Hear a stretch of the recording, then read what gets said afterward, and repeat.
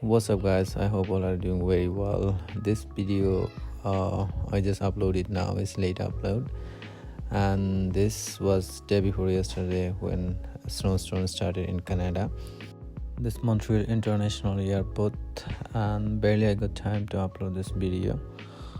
You can watch full video to see how was Montreal Airport during snowstorm.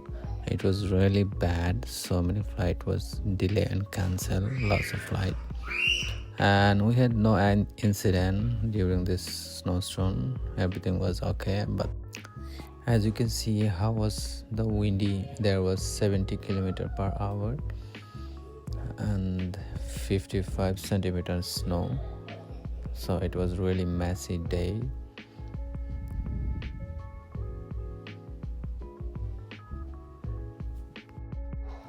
I hope you like this video. If you like, don't forget to subscribe to my channel.